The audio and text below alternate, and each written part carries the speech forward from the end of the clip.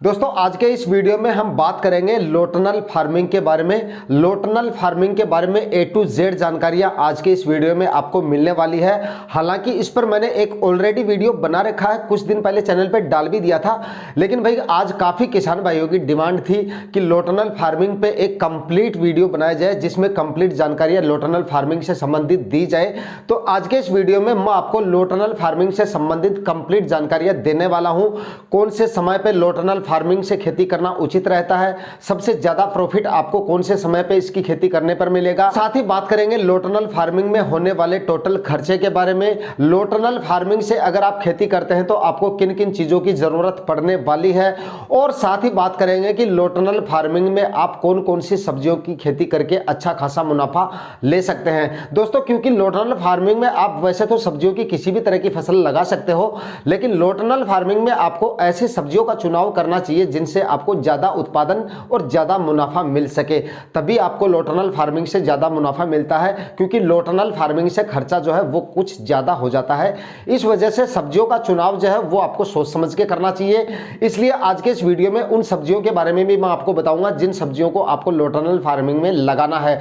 तो वीडियो को कंप्लीट देखिएगा। चैनल पर नए हैं तो चैनल को सब्सक्राइब कर लीजिएगा और साथ में बेल आइकन भी प्रेस कर दीजिएगा ताकि हर रोज आपको खेतीबाड़ी से रिलेटेड वीडियोज मिलते रहे। नमस्कार दोस्तों, मेरा नाम है सुरेश और आप देख रहे हैं खेत किसान झुंझुनू। तो दोस्तों सबसे पहले हम बात कर लेते हैं लोटनल फार्मिंग आखिर क्यों जरूरी है और इसके क्या आपको फायदे मिल सकते हैं, कितना मुनाफा आपको लोटनल फार्मिंग से हो सकता है। तो देखिए, जिन सब्जियों को आप अगेती सब्जियों के रूप में लेते हैं या गर्मियों में लगाई जाने वाली सब्जियों को अगर आप अगेती लगाते हैं, सर्दियों में लगाते हैं, तो सर्दियों से बचाने के लिए आपको लोटनल फार्मिंग की आवश्यकता पड़ती है, अथवा आपको क्रॉप कवर लगाना पड़ता है। क्रॉप कवर को ही लोटनल फार्मिंग बोलते हैं। और सर्दियों से बचाने के लिए ये सब किया जाता है, क्योंकि सर्दियों में टेम्परेचर इतने ज़्यादा हो जाते हैं, पाले वगैरह भी गिरते रहते हैं। उस समय अगर आप सीधी सीड सोविंग कर दोगे तो गर्मियों वाली फसलों को अगर आप सर्दियों में उगाते हो बिना किसी क्रॉप कवर की सहायता से, तो पहले तो आपके जो बीज हैं उनका जमाव ही नहीं होगा, यानी बीज का जर्मिनेशन ही नहीं होगा इतने कम टेम्परेचर में अगर आप लोटनल फार्मिंग नहीं करोगे। और अगर जर्मिनेशन हो भी जाता है तो उसके बाद में आपके जो प्लांट है वो सर्दियों से खराब हो जाते हैं, पाले की वजह से जल भी जाते हैं और बुरी तरह से खराब भी हो जाते हैं। कहने का मतलब है कि अगर आप सब्जियों की अगेती खेती करना चाहते हैं तो अगेती खेती को आपको सर्दियों में लगाना पड़ेगा और सर्दियों के बचाव के लिए ही आपको लोटनल फार्मिंग करनी पड़ती है। लोटनल फार्मिंग से फायदे कितने हो सकते हैं, खर्चे के बारे में हम आगे बात कर लेंगे। लोटनल फार्मिंग से दोस्तों फायदा ये होता है, सबसे बड़ा फायदा ये होता है कि इससे आपका जो मंडी भाव है सब्जियों का वो आपको 1.5 से 2 गुना तक ज्यादा मिल जाता है। कहने का मतलब है जिन सब्जियों को आप ओपन फील्ड में लगाओगे तो आपको जो है जनवरी के आखिरी सप्ताह में या फिर आपको फरवरी के पहले सप्ताह में लगानी पड़ेंगी।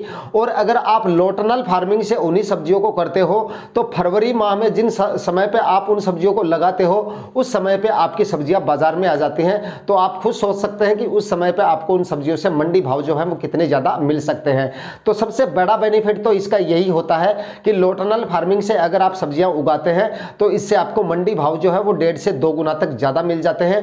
आपका जो उत्पादन है वो भी आपको काफी अच्छा मिलता है कि सर्दियों में लोटनल से आपकी क्रॉप जो है वो कवर रहेगी, और लोटनल से जब तक आपकी क्रॉप कवर रहेगी तब तक उसमें आपको किसी भी तरह की बीमारियों को भी देखने को नहीं मिलेगी, यानी किसी भी तरह के कीट वगैरह का अटैक आपकी फसलों पे नहीं होगा। तो जब तक आपकी फसलें लोटनल के अंदर कवर रहेगी तब तक आपके फसलों में किसी भी तरह का रोग नहीं आएगा, और किसी भी तरह का रोग नहीं आएगा तो आपको किसी भी तरह के इंसेक्टिसाइड का स्प्रे वगैरह करने की जरूरत नहीं पड़ेगी। ना तो आपको स्प्रे की बेकार करनी पड़ेगी, ना ही आपको स्प्रे का खर्चा करना पड़ेगा। लोटनल का जो खर्चा होगा वो आपका एक बार होगा, उसके बाद में 7-8 साल तक आप आराम से लोटनल फार्मिंग कर सकते हो उसी सामान से जो आप खरीदते हो। यानी कि अगर आप संभाल के ठीक ठाक से रख रखाव करते हो तो करीब 7-8 साल तक आपका जो लोटनल का जो कवर होता है, जो फैब्रिक का कपड़ा आता है, जब तक वो किसी वजह से फटता नहीं है तब तक आपका वो खराब नहीं होता है। और उसके साथ ही आपको जरूरत पड़ती है फाइबर स्टिक की, जो कि 8-10 साल तक आराम से चल जाती है, वो भी किसी तरह से खराब नहीं होती है।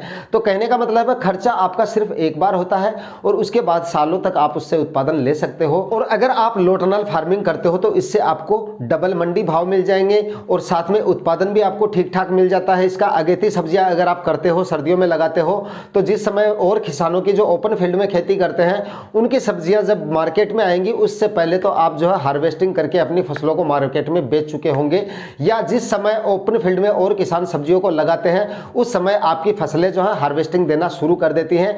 आप जो है अपनी सब्जियों को मंडी में ले जाना शुरू कर चुके होते हैं उस समय पर, तो उस समय आपको अच्छे मंडी भाव मिल जाते हैं, अच्छा उत्पादन मिल जाता है। इससे आपका जो प्रॉफिट है वो काफी हद तक बढ़ जाता है अगर आप लोटनल फार्मिंग करते हैं। दोस्तों अब बात कर लेते हैं लोटनल फार्मिंग करने का सही समय कौन सा है। लोटनल फार्मिंग अगर आप करना चाहते हैं तो ये जरूरी है कि आप उसकी खेती सही समय पर अगर आप लोटनल फार्मिंग करेंगे तभी आपको उससे अच्छा उत्पादन मिलेगा और तभी आपकी जो फसलें हैं वो अच्छे से ग्रो होंगी और तभी आपको सही से लोटनल का बेनिफिट मिलेगा। तो अगर आप लोटनल फार्मिंग में सब्जियां करना चाहते हैं तो नवंबर के आखिरी सप्ताह से लेकर और कभी भी आप जो है लोटनल फार्मिंग कर सकते हैं। लेकिन अगर आप लोटनल का खर्चा कर ही रहे हैं तो 15 जनवरी या 10 जनवरी से पहले पहले आपको लोटनल फार्मिंग कर लेनी है। उसके बाद अगर आप करते हैं तो कोई ज़्यादा विशेष फायदा आपको नहीं होने वाला, क्योंकि 15 जनवरी के बाद सिर्फ 15 दिन बचते हैं सर्दियों के। 1 फरवरी में तो हम वैसे भी ओपन फील्ड में लगा ही देते हैं सब्जियों को, तो 15 दिन के लिए ही अगर आप लोटनल फार्मिंग कर रहे हो, लोटनल फार्मिंग का खर्चा कर रहे हो, तो भाई कोई ज़्यादा बेनिफिट आपको नहीं मिलने वाला। तो कहने का मतलब है कि नवंबर माह के आखिरी सप्ताह से लेकर और पूरे दिसंबर माह में या जनवरी के 10 जनवरी तक आप जो है लोटनल फार्मिंग से सब्जियों की खेती कर सकते हो अगर आप सब्जियों की अगेती खेती करने की सोच रहे हो। तो ये तो हो गई सही समय की बात। अब बात कर लेते हैं लोटनल फार्मिंग अगर आप करते हो तो इसका खर्चा जो है वो कितना हो जाता है। दोस्तों अगर आप किसी भी तरह की सब्जियां की खेती करते हो लोटनल फार्मिंग में और उन सब्जियों की बेड जो यानी कि लाइन से लाइन की जो दूरी है वो 3-3 फीट पे होती है, तब आपका 1 एकड़ में होने वाला जो खर्चा होता है वो 50 से लेकर 60 हजार रुपए के बीच में हो सकता है।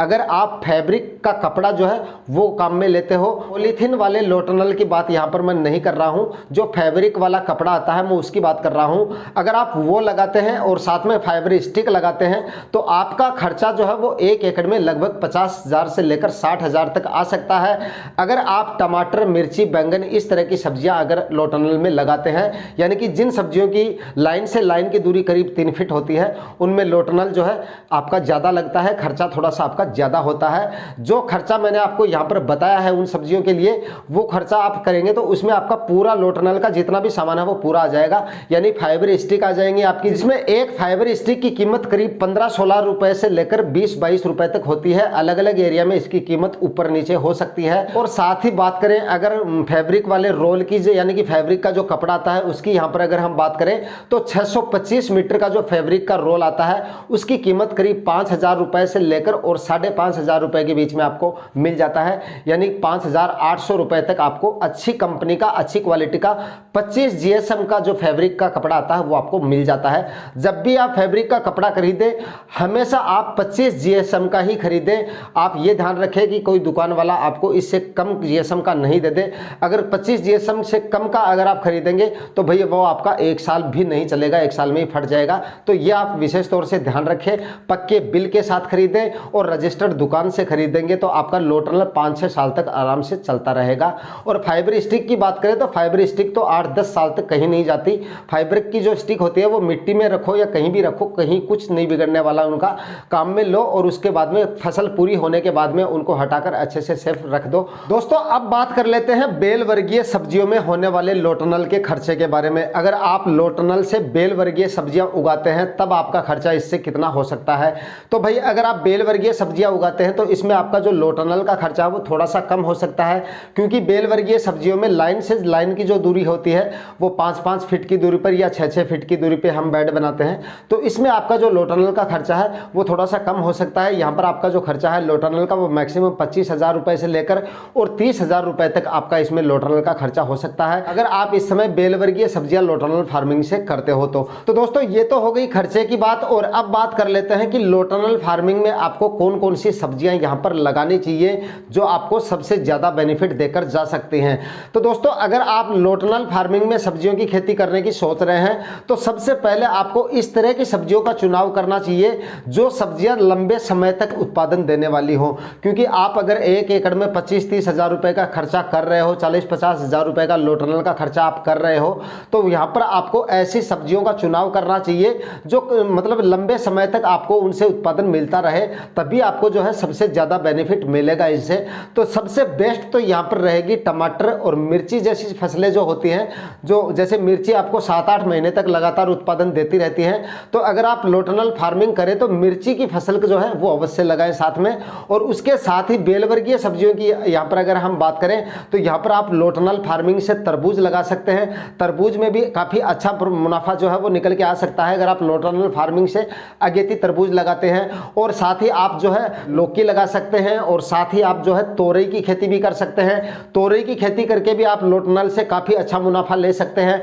मैं हर साल लौकी लगाता हूं और हर साल मैं तोरई की खेती भी लोटनल फार्मिंग में लेता हूं, तो तोरई से भी मुझे काफ़ी अच्छा प्रॉफिट निकल के आ जाता है। और साथ ही आपको तरबूज जो है वो भी काफ़ी अच्छा मुनाफा देकर जा सकता है, क्योंकि मैं खुद 7-8 साल से लोटनल फार्मिंग में तरबूज करता हूं, तो ये भी आपको जो है काफ़ी अच्छा प्रॉफिट देकर जा सकती हैं। और साथ ही दोस्तों आप जो है तरककड़ी की खेती भी लोटनल फार्मिंग में ले सकते हो और साथ ही करेले की खेती भी कर सकते हो। तो इस तरह की जो सब्जियां हैं जिनके मंडी भाव आपको शुरुआती दिनों में काफ़ी ठीक ठाक मिल जाएं और ठीक ठाक इनका उत्पादन भी आपको मिल जाता है, तो यहाँ पर बताई गई सब्जियों की खेती करके आप लोटनल फार्मिंग से काफ़ी अच्छा मुनाफा ले सकते हो। लोटनल फार्मिंग से दोस्तों भले ही आपका खर्चा जो है वो थोड़ा ज़्यादा हो रहा है, लेकिन इसके बाद आपको जो इन सब्जियों के मंडी भाव अच्छे मिलने की वजह से आपका जो प्रॉफिट निकल के आ जाता है वो काफ़ी ठीक ठाक निकल के आ जाता है। हो सकता है पहली साल आपका प्रॉफिट थोड़ा डाउन रहे, क्योंकि पहली साल आपका लोटनल का खर्चा जो है भाई वो काफ़ी ज़्यादा हो जाता है, इसलिए हो सकता है कि पहली साल आपका प्रॉफिट थोड़ा सा डाउन रहे,